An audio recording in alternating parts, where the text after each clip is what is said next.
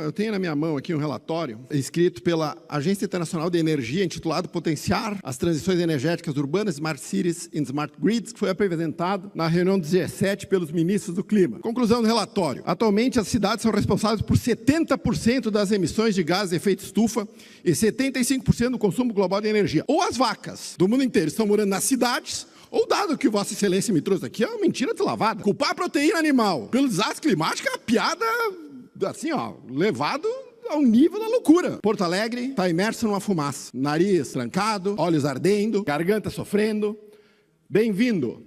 Essa é a China todo dia. Eu sei do que eu estou falando, porque eu fui 10 vezes à China. Eu ia 2 vezes por ano à China. Eu nunca vi o sol na China, porque essa é a realidade da China todos os dias, não nas queimadas. Em qualquer momento do dia, 365 dias por ano.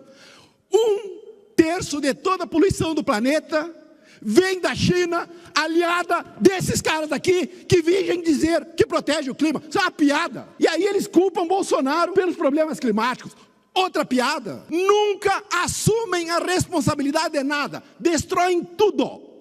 Tudo. Destroem clima, destroem economia, destroem a liberdade e vem aqui falar de Bolsonaro. A piada. Todo dia isso. Um bando de irresponsáveis que não tem hombridade de assumir a responsabilidade pelo que fazem. Bolsonaro. Eu nunca vou me esquecer o apelido que deram para Bolsonaro. Essas queimadas deste ano bateram o recorde. São a maior da história.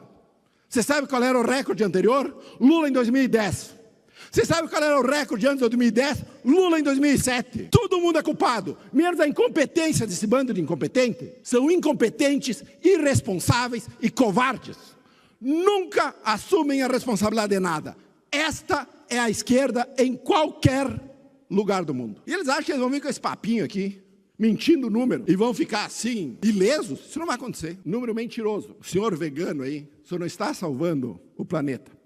Se o senhor é vegano e usa produto chinês, o senhor está prejudicando mais o planeta que se o senhor comesse 1 quilo de carne por dia. É isso. A China dobrou a quantidade de usinas a carvão depois da guerra da Ucrânia. Dobrou. Emitiu licença para a operação de usinas a carvão que dobrou o número de usinas. E a China foi homenageada neste plenário com um representante do continente chinês sentado aqui. E eu não vi cobrarem da China responsabilidade com o meio ambiente. E eles querem que os brasileiros e os pecuaristas e o pequeno agricultor paguem a conta dos aliados dele mundo afora. São capachos da ditadura chinesa. Capachos. Só existem para legitimar ditaduras. É só para isso que a esquerda serve, é isso que eles defendem e não adianta, e é assim que são. Liberdade. Vamos falar já de liberdade, porque nós estamos falando da China. Uma das cidades mais maravilhosas que eu tive o prazer e a oportunidade de conhecer foi Hong Kong. Uma cidade de 7 milhões de habitantes, do tamanho de Floripa. Rica, organizada, povo cordial, destruída pelo regime comunista chinês. A liberdade foi dizimada. Em 2019 eu tive a oportunidade de ir lá. Manifestações monstruosas aconteciam em Hong Kong, porque a China queria indicar. Hong Kong é um estado que pertence à China, mas ele funciona como uma região autônoma. E a China queria indicar o seu representante, que a população de Hong Kong não aceitou. Quando veio a pandemia, a China aproveitou que todo mundo estava em casa, fugindo do vírus, que ela mesma liberou e não avisou a comunidade internacional, e por conta dos chineses, milhões de pessoas morreram no mundo, por conta da responsabilidade das autoridades sanitárias chinesas. A China invadiu Hong Kong, acabou com a liberdade da imprensa e acabou com a liberdade de Hong Kong, a pérola do Oriente. Nós estamos indo pelo mesmo caminho, vocês não têm dúvida alguma. Essa galera aqui, ó, eles estão se lixando para a liberdade. Vocês preferem ter um padrão de vida ok e terem liberdade, ou ter toda a riqueza do mundo e serem escravos? Eu prefiro a primeira. Não nasci para ser escravo. Talvez a esquerda ache a escravidão algo ok. Talvez a esquerda ache que a liberdade seja uma concessão do Estado. A liberdade não é uma concessão do Estado. A liberdade foi nos concedida por Deus. O direito à liberdade, o direito à propriedade privada, o direito a buscar a sua própria felicidade. Isso não tem a ver com a lei dos homens. Tem a ver com a lei de Deus. E essa ideologia maldita aqui, que eles defendem, não vão nos roubar a liberdade. Eles querem. Hans Hermann Hoppe escreveu um livro chamado A Democracia, o Deus que Falhou. Ele dizia que os regimes democráticos tendiam a aumentar o tamanho do Estado, restringir a liberdade individual e, obviamente, colocar em risco a propriedade privada.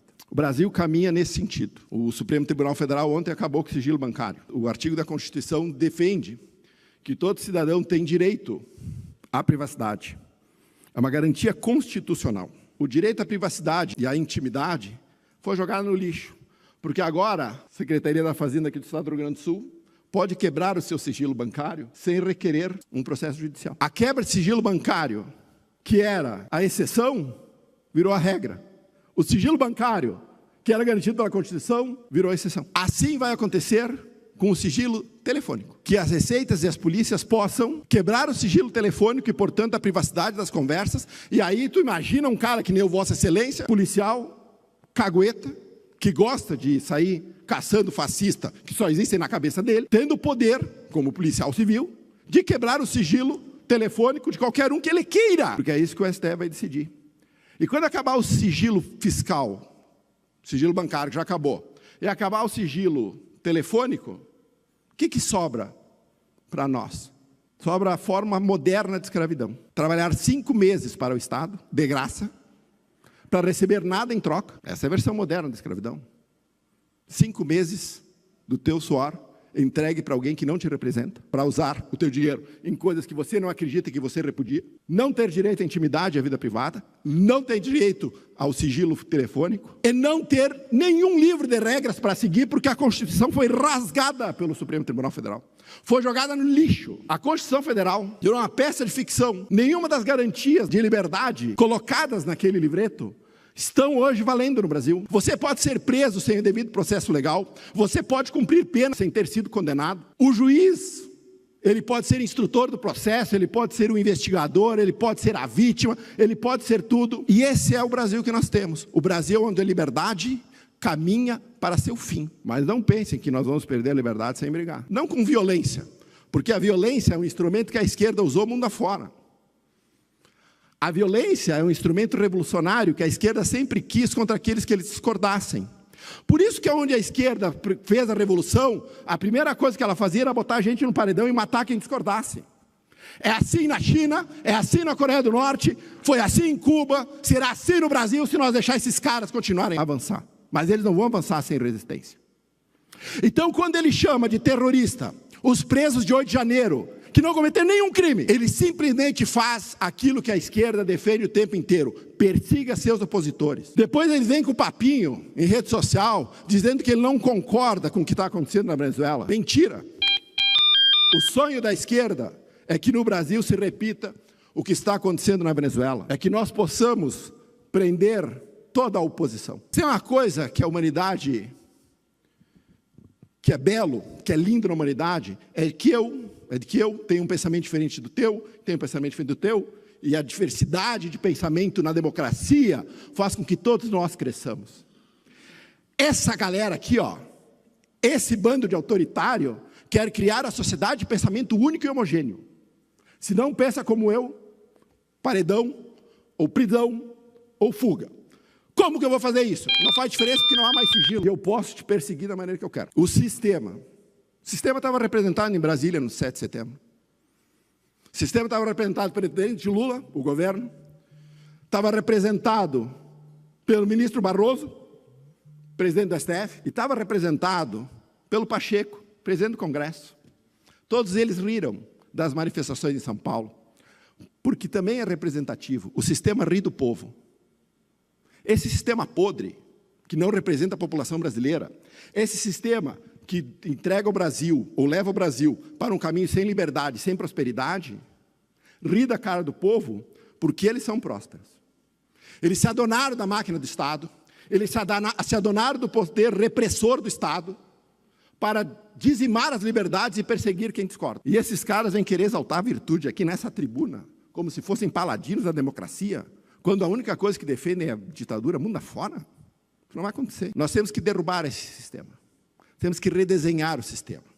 O sistema foi feito e foi projetado para não aceitar mudanças.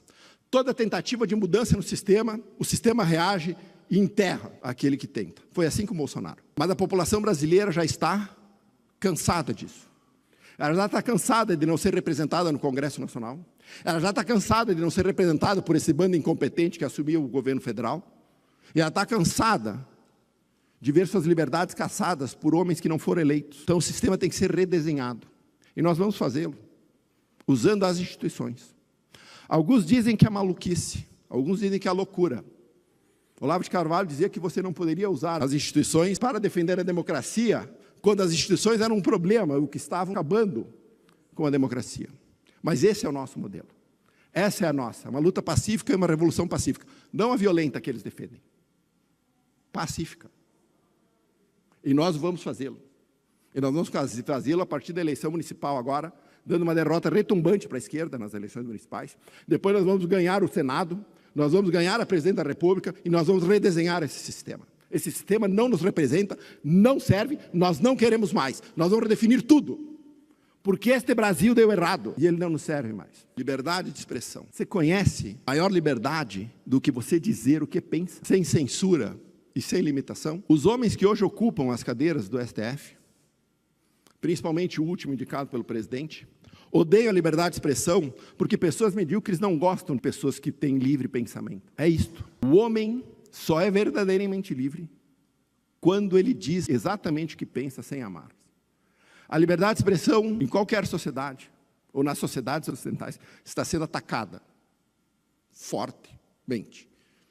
No Oriente ela não existe. Não existe na China, não existe na Rússia. Quando nós defendemos aqui a liberdade de expressão, quando nós defendemos o devido processo legal, quando nós defendemos a anistia completa para os presos do 8 de janeiro, que não cometeram nenhum crime, nós também defendemos a liberdade. Porque quando a lei é posta de lado e todas as decisões judiciais são feitas por juízes à margem da lei, ao seu livre-arbítrio, deixando a população sem um livro de regras para seguir, neste momento, só o medo impera. Nesse momento, a população deixa de ser livre e ela passa a ser refém do medo. Tem um livrinho que eu gosto de citar, chamado Quem Mexeu no Meu Queijo. É um livrinho bem pequenininho. E ele, por incrível que pareça, esse livrinho pequenininho, ele me teve uma frase que eu sempre uso quando eu estou em dúvida sobre o que defender e sobre o que fazer. E a pergunta é, o que você faria se não tivesse medo? Eu não tenho medo da ditadura, eu não tenho medo desses canalhas, eu não tenho medo da esquerda, eu não tenho medo do que eles querem no Brasil, nós vamos lutar e nós vamos trazer o Brasil de volta para os brasileiros. Eles esperem e eles não perdem por esperar, não tenho absolutamente nenhuma dúvida disso. Obrigado, presidente.